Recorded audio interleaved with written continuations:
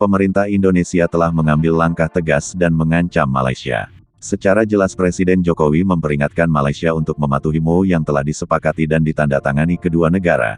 Jika tidak maka Indonesia akan stop pengiriman tenaga kerja Indonesia ke negeri Malaysia. Secara terang-terangan, Indonesia mengancam Malaysia akan menghentikan pengiriman TKI jika Malaysia berulah. Ancaman ini seketika membuat Malaysia ketar-ketir dan pihak oposisi negeri jiran pun siap siaga. Sumber utama permasalahan yang bikin Indonesia akan stop pengiriman TKI ke Malaysia yaitu karena kasus pelanggaran perjanjian yang dilakukan oleh Malaysia.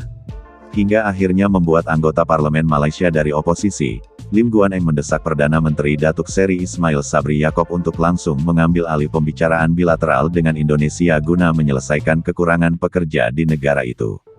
Anggota parlemen Bagan ini mengatakan intervensi pribadi Perdana Menteri dapat segera meyakinkan Indonesia untuk mencabut penangguhan pengiriman TKI Malaysia.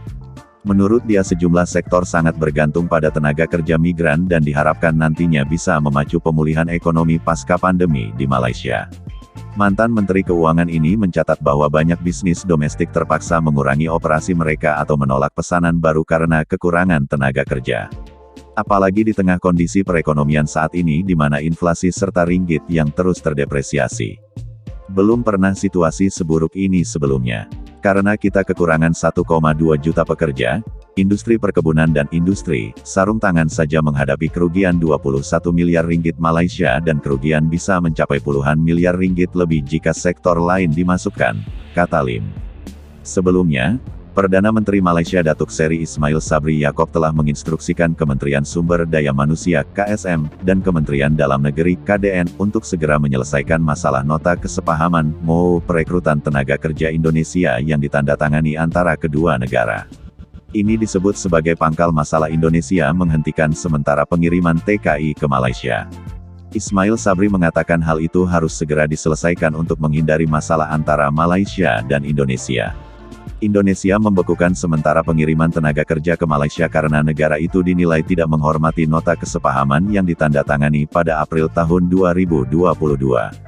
Dalam nota kesepahaman tersebut, khususnya di Pasal 3 dan Appendix C, disepakati bahwa penempatan pekerja migran sektor domestik dari Indonesia ke Malaysia dilakukan melalui satu kanal.